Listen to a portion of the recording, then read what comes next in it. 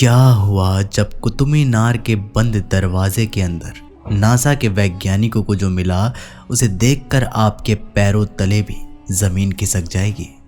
आखिर वो क्या कारण था जिसकी वजह से 4 दिसंबर 1981 को कुतुब मीनार का वो मुख्य दरवाज़ा बंद कर दिया गया। आज की वीडियो में वो रहस्य आपके सामने हम रखेंगे जिसे जानकर आपके भी रोंगटे खड़े हो जाएंगे।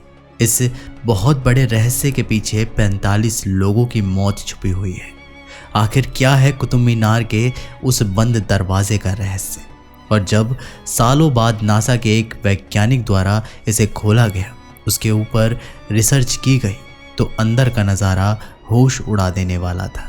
ये तो आप सभी जानते होंगे, ईंट से तराशे गए कुतुब मीनार को दुनिया की सबसे ऊंची इमारतों में से एक माना जाता है। आज भी ऐतिहासिक इंडो इस्लामिक आर्किटेक्चर के बेहतरीन नमूनों में आती है। लेकिन जैसे कई और इमारतें अपनी रहस्यमय चीज़ों को लेकर हमेशा से विवादों में चलती रही है, उसी तरह से कुतुब मीनार भी अपनी तमाम चीज़ों को लेकर हमेशा से चर्चा में ही रहा है। कई लोग ऐसा भी मानते हैं जिस स्थान पर आज कुतुब मीनार है उस स्थान पर 22 मंदिर हुआ करते थे, लेकिन कुतुबुद्दीन ऐबक ने 22 मंदिरों को ध्वस्त करके उन्हीं के अवशेषों से यहाँ पर कुतुब मीनार का निर्माण कराया। इस बात में कितनी सच्चाई है उसे सबूत के साथ आपके सामने पेश रखेंगे। आगे की इस वीडियो में कुतुब मीनार बहुत आकर्षण का केंद्र है। ऐसे भव्य ऐतिहासिक इमारत के बारे में आप सभी जानते हैं, लेकिन आज तक किसी को भी कुतुब मीनार के उस दरवाजे के बारे में नहीं पता होगा जो कई सालों से बंद पड़ा है। सवाल ये उठता है कि आखिर वो दरवाज़ा इतने सालों से बंद क्यों है? क्योंकि सन 1974 में कुतुब मीनार का ये दरवाज़ा आम लोगों के लिए खुला हुआ था, लेकिन सन 1981 में वो क्या घटना घटित हुई जिसके बाद इस दरवाजे को हमेशा हमेशा के लिए बंद करवा दिया गया। जब ज्ञानव्यापी मस्जिद के अंदर से हिंदू धर्म के चिन्ह और सबूत पाए गए तो दिल्ली में रहने वाले प्रथम वैष्णव नाम के एक विद्यार्थी के मन में ऐसी ही खोज करने की इच्छा जागृत हुई। वो दिल्ली की एक बहुत बड़ी यूनिवर्सिटी से साइंस की पढ़ाई कर रहा था और उसका सपना था नासा का एक महान वैज्ञानिक बनने का। वो दिल्ली से बाहर नहीं जा सकता था, इसलिए दिल्ली में उसने अपनी खोज जारी रखी, जिससे सबसे पहले वो वहाँ की प्रसिद्ध इमारत कुतुब मीनार पर पहुँचा।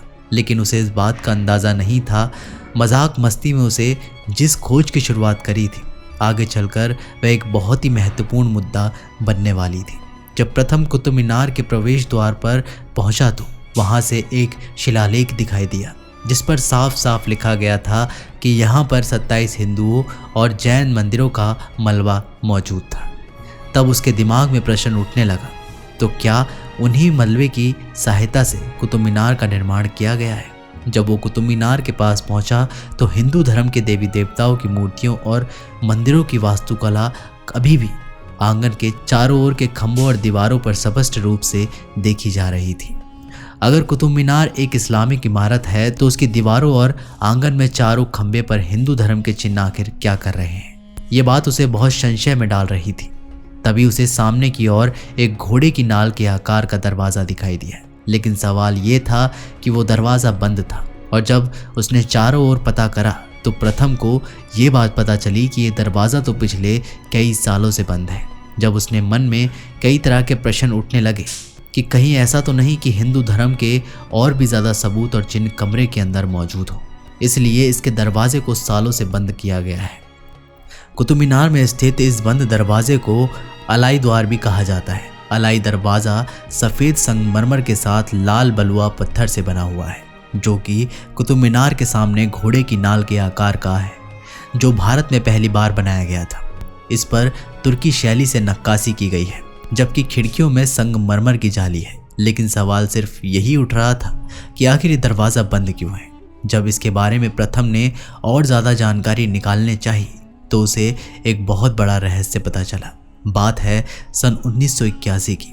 उस समय कुतुब मीनार को देखने के लिए आम लोगों की बहुत ज़्यादा भीड़ हुआ करती थी। 4 दिसंबर 1981 में कई लोग अलाई द्वार के अंदर खड़े हुए थे, लेकिन अचानक बहुत ज़्यादा भगदड़ मच गई और उस भगदड़ में तकरीबन 45 लोगों की मौत हो गई। उसके बाद अक्सर इस दरवाजे के अंदर से रोने की आवाज़ें आया करती थी। कई अजीबोगरीब घटनाएं भी यहाँ पर कमरों में कैद हुई है। जिसके बाद सरकार द्वारा इस दरवाजे को बंद करने का फैसला लिया गया, जो कि उस समय से लेके आज तक बंद ही है। प्रथम ने जितने भी सबूत अपनी आंखों से देखे थे उन सभी को इकट्ठा करके एक रिपोर्ट तैयार करी और इस रिपोर्ट को पुरातात्विक विभाग यानी ISI में जमा कर दिया। जब गंभीरतापूर्वक इस रिपोर्ट को देखा गया और पढ़ा गया तो वाकई में नतीजे चौंकाने वाले थे, क्योंकि कुतुब मीनार के ऊपर ऐसे कई संकेत थे जो ये दावा कर रहे थे ये एक हिंदू संस्कृति से संबंधित ही इमारत है। जिसके बाद भारतीय पुरातत्व विभाग ने अलाई दरवाजे पर भी सर्वेक्षण का काम शुरू कर दिया, क्योंकि ज्ञानव्यापी मस्जिद में बंद तहखाने के अंदर हिंदू धर्म से जुड़े कई चिन्ह प्राप्त हुए थे। ऐसे में हिंदू महासभा के कई बड़े नेताओं का ये दावा था कि ये अलाई द्वार को खोला जाना चाहिए, जो पिछले कई सालों से बंद पड़ा हुआ है। और देखते ही देखते देश भर में ये मांग उठने लगी और फिर सन 2022 में सरकार को अपना अहम फैसला सुनाना पड़ा। और जब वैज्ञानिकों द्वारा इस दरवाजे को खोला गया तो अंदर का नज़ारा बहुत चौंकाने वाला था, क्योंकि उस अलाई द्वार के अंदर के भाग में एक शिला पर स्वास्तिक की आकृति बनी हुई थी। कुछ लोग इसे सामान्य डिजाइन बता रहे थे, लेकिन हिंदू धर्म के लोग अपने पवित्र स्वास्तिक के चिन्ह को पहचान चुके थे। जिसके बाद देश भर में ज्ञानव्यापी के इस मुद्दे के बाद कुतुब मीनार को लेकर जगह जगह पर सवाल उठने लगे। केंद्रीय जल शक्ति एवं खाद्य प्रसंस्करण उद्योग राज्य मंत्री प्रहलाद पटेल ने इस मुद्दे पर कई बातें करी। उन्होंने कुतुब मीनार को जाकर भी देखा और सभी को जब वहां पर हिंदू धर्म से जुड़े हुए सबूत दिखाई दिए, जब कुतुब मीनार के अंदर उन्हें भगवान गणेश की प्रतिमा दिखाई दी, स्वास्तिक के चिन्ह दिखाई दिए, तो सभी के मन में ये बात पूरी तरह से पक्की हो गई। सच में कुतुब मीनार का निर्माण 27 सनातन और जैन मंदिरों को तोड़कर किया गया था। क्या सच में कुतुब मीनार एक विष्णु स्तंभ है? क्या सच में मुगल आक्रांताओं ने हमारे मंदिरों को तोड़ा और उन मंदिरों के ही मलबे से इस कुतुब मीनार का निर्माण कराया? लेकिन दोस्तों, सवाल ये उठता है, क्या सचमुच में इस स्थान पर एक समय पर 27 सनातनी हिंदू धर्म से जुड़े हुए मंदिर हुआ करते थे?